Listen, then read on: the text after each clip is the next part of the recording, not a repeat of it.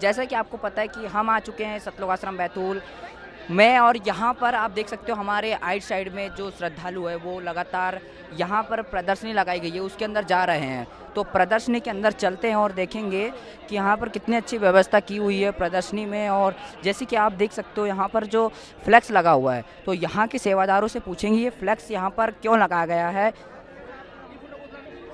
Sir नमस्कार। Sir Sahib जी। Sir आपका नाम क्या है? रामेश्वर दास। जैसे कि आप देख सकते हो ये फ्लैक्स लगा हुआ है, तो इसमें मतलब क्या क्या बताया गया है?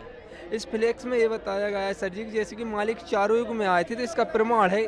सतयुग में मालिक सत्सुकृत नाम से आए थे, त्रेता युग में मालिक मुनिंदर नाम से आए थे, द्वापर युग में मालिक करुणामयी नाम से आए थे, और कलयुग में मालिक कबीर साहब के नाम से आए थे। ठीक है, जैसे कि चारों युग में मालिक आए हैं। अब इसका प्रमाण क्योंकि कुछ लोग मानते नहीं हैं, इसका प्रमाण इसलिए चार वेद, 6 शास्त्र, 18 पुराण, बाइबल, कुरान शरीफ और अपनी गीता जी में भी इसका प्रमाण है। और प्रमाण के साथ साथ भगत जी जैसे कि चारों युगों में मालिक आए, कुछ लोग कहते हैं नहीं जी सिर्फ कबीर साहब को हम अकेले जानते हैं, बाकी 4 युगों में नहीं मानते। तो जैसे कि पांडवों ने जो यज्ञ रचाया था, वो यज्ञ जब सफल। जैसे कि आप देख सकते हो यहाँ पर कुछ पंडों की फ़ोटो दिख रही है, वह श्रद्धालु की भी दिख रही है। तो यहाँ के सेवादार से बात करेंगे कि ये पंडों व श्रद्धालु की फ़ोटो क्यों लगाई हुई है। नमस्कार सर। सर साहेब भगत जी। जैसे कि आप देख सकते हो यहाँ पर पंडों और श्रद्धालु की फ़ोटो लगी हुई है, तो इसका मतलब क्या है? भगत जी इनों का मतलब है कि पहले के लोग अपन जानते नहीं थे, आज से 600 वर्ष पहले ये पांडव लोग अपन लोगों को भ्रमित करे हुए पड़े हैं। पहले ये काशी में करो नीचे गर्दन कटवा कर स्वर्ग जाने के लिए पांडवों को धन श्रद्धालुओं को मतलब लूटने का सिस्टम है था जी। तो पांडवों ने धन के लालच में श्रद्धालुओं को पेंच गेस्ट की तरह अपने घरों में रखने को शुरू कर दिया, मतलब बुजुर्ग लोगों को। तो इसके पीछे क्या का पैसे लूटते थे वो, है ना। तो पैसे जैसे कि आपने देखा भी ये पंडों व श्रद्धालु के बारे में यहाँ के सेवादार ने बता दिया। और कुछ थोड़ा आगे जाने पर जो यहाँ पर भी कुछ पंडों दिख रहा है, जैसे ज्ञान मतलब कि चर्चा करते हुए दिख रहा है, तो इसके बारे में यहाँ के सेवादार से बात करेंगे कि ये वाली जो फ्लैक्स लगाए हुए हैं तो वो क्यों लगाए हुए हैं। और दूसरी और भी यहाँ पर श्रद्धालु व पंडे और यहाँ पर मृत श्रद्धालु का भी जैसे शरीर दिख रहा है, और जैसे आरे में कटा हुआ भी सिर दिख रहा है। तो यहाँ के सेवादार से बात करेंगे कि ये वाले फ्लैक्स यहाँ पर क्यों लगाया गया और ये किसका प्रतीक है। सर नमस्कार। नमस्कार जी। जैसे कि हमने पिछले फ्लैक्स में भी देखे और यहाँ पर भी देख रहे हैं, तो जैसे कि यहाँ पर कैरेक्टर जो रखे हुए हैं, तो ये किस लिए रखे हुए हैं? भगत जी ऐसा देखिए सर जी, काशी में जो पंडित हुआ करते थे उन्होंने एक भ्रम फैला रखा था जी कि ऊपर से परमात्मा का आदेश आता है कि आप अपनी यहाँ पर गर्दन कटाइए और आपको स्वर्ग की प्राप्ति होगी। अपनी स्वार्थ बस इन्होंने कुछ मूल भी रखा था, शुल्क रखा था 50-100 रुपये जो भी हैं, और 1-2 पंडितों को छुपा कर रखा था जैसे कि आप चित्र में देख रहे हैं जी। और कुछ यहाँ पर इशारा करने के लिए खड़ा हुआ करते थे। जैसे ही वो गर्दन में रखते थे तो इशारा कर देते थे ताली बजाकर, तो वो वहाँ से खींचता था, उनकी गर्दन कट जाती थी। इस प्रकार से ये बताया गया है, ये पाखंड फैला रखा था इन लोगों ने, ये चित्र में बताया गया है। थोड़ा और आगे बढ़ते हैं और आगे के फ्लैक्सों के बारे में जानेंगे। जैसे कि आप देख सकते हो यहाँ पर श्रद्धालु पंडों व परमेश्वर कबीर साहब जी यहाँ पर ज्ञान चर्चा करते हुए नज़र आ रहे हैं। तो यहाँ के भगत से बात करते हैं कि जो यहाँ पर ज्ञान चर्चा हो रही है तो किसके विषय में हो रही है, कबीर परमात्मा इन पंडों व श्रद्धालु को क्या शिक्षा दे रहे हैं। सर नमस्कार। जी नमस्कार सर साहेब। तो यहाँ के जो पंडों हो गए, श्रद्धालु और कबीर परमात्मा, इन दोनों को क्या शिक्षा दे रहे हैं?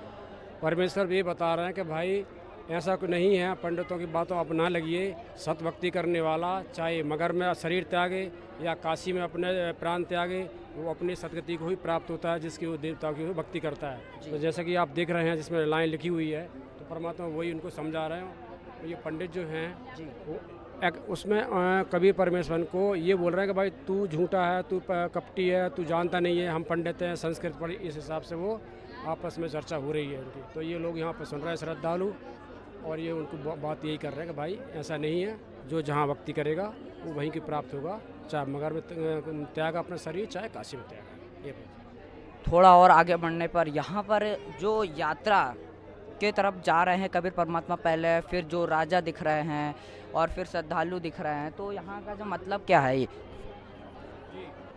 परमात्मा कबीर साहब जो जा रहे हैं, इन्होंने बोला था परमात्मा ने कि मेरा समय हो गया पूरा, मैं अब सतलोक जाना चाहता हूँ, मैं स्नान करना चाहता हूँ। तो इन्होंने कहा था कि ये हमारा वीरदेव जी सिंह जो बघेल हैं, उन्होंने कहा था कि गुरुदेव मैं आपको अच्छा स्वच्छ जल मंगवा कर प्रबंध कर देते हैं।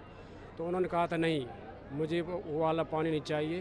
वो यहाँ पर जो नदी बहती थी जो शंकर भगवान की शराब स्थापित थी, ऐसा उन्होंने बताया। तो बोले मुझे बताओ। तो परमात्मा आगे जा रहे हैं और सैन्य पीछे और पंडित पीछे जा रहे हैं। तो उन्होंने कहा आप भी पंडित जी चलिए हमारे साथ, जहाँ मैं प्राण त्यागूंगा, शरीर त्यागूंगा, आप अपने ग्रंथों में देखना कि मैं कहाँ जा रहा हूँ। उसके लिए वो जा रहे हैं। थोड़ा और आगे बढ़ने पर यहाँ पर एक नदी दिख रही है और कबीर साहब जी यहाँ पर देख सकते हो। कबीर परमात्मा व राजा व श्रद्धालु जन है, तो यहाँ के श्रद्धालु से पूछते हैं कि ये जो फोटोस लगाई गई है इसका मतलब क्या है। सर नमस्कार। नमस्कार सर जी।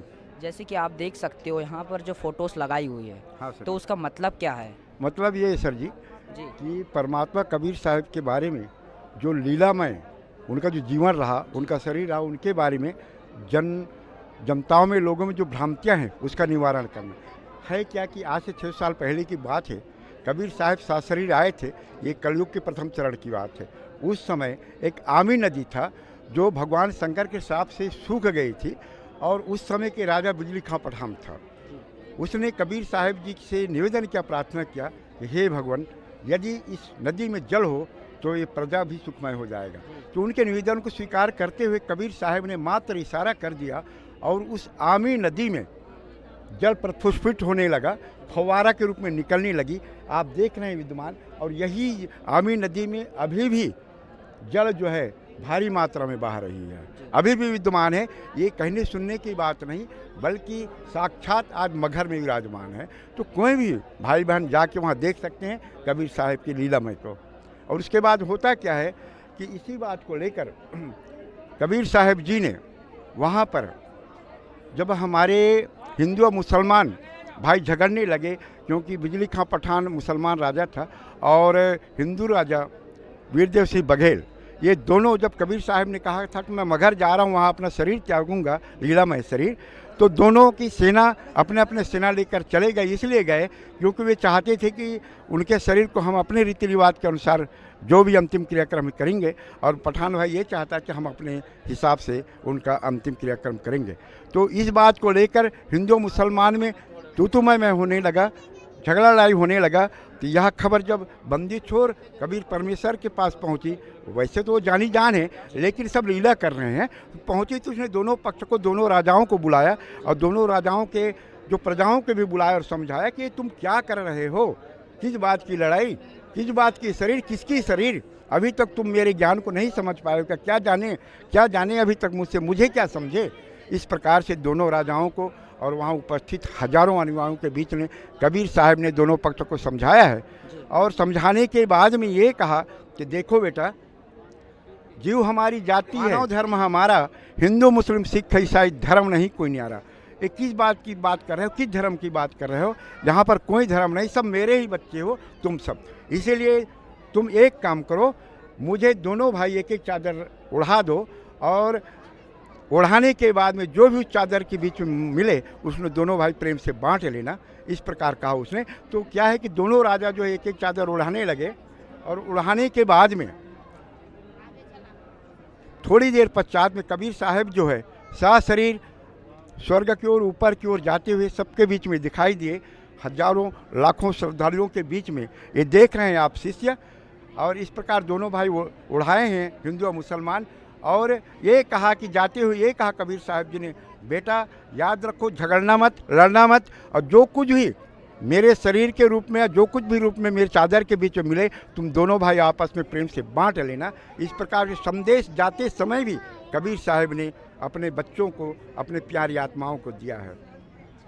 इस प्रकार सर जी होता क्या है कि कबीर साहब को सारी दुनिया जो है मात्र एक जनसाधारण के रूप में उस समय भी माना, और आज भी लोग उनके एक मनुष्य के रूप में ही मान रहे हैं, जो अच्छी बात नहीं है। हमारे चारों वेद सभी धर्मों के धर्मशास्त्र सर्टिफाइड कर रहे हैं कि कबीर सिर्फ मनुष्य ही नहीं बल्कि वो पार ब्रह्म परमेश्वर है। आप देख रहे हैं जो कुछ भी उनके चादरों के बीच में मिला है, हिंदू और मुसलमान दोनों भाई आपस में दोनों राजा बांटे हुए हैं, और बांटने के बाद में आप उसी मगर में आपको मिलेगा दोनों भाई। तो इस प्रकार से वहाँ की घटना है सर। नमस्कार। हाँ सर जी, मैं अब आपसे निवेदन करूँगा, आप देख रहे हैं यहाँ पर दोनों भाई बांट के उसी आसपास उसी मगर में एक मस्जिद मुसलमान भाई बनवाया है और 100 फीट की दूरी पर हिंदू भाई ने मंदिर बनवाया है, और आज भी उस मगर में हिंदू और मुसलमान भाईचारे के रूप में बड़े ही प्रेम से रह रहे हैं, जीवन बिता रहे हैं, सुखमय जीवन। इस प्रकार की आज भी प्रत्यक्ष कलयुग में यह प्रमाण विद्यमान है सर जी। धन्यवाद सर। धन्यवाद धन्यवाद। जैसे कि आपको निर्माण दिवस के बारे में पूरी जानकारी दी गई है, आगे की वीडियो देखने के लिए हमारे राज ब्लॉक न्यूज़ चैनल को सब्सक्राइब करें और बेल आइकन को दबा लें ताकि आगे की वीडियो आप तक सबसे पहले पहुंचे। मिलते हैं।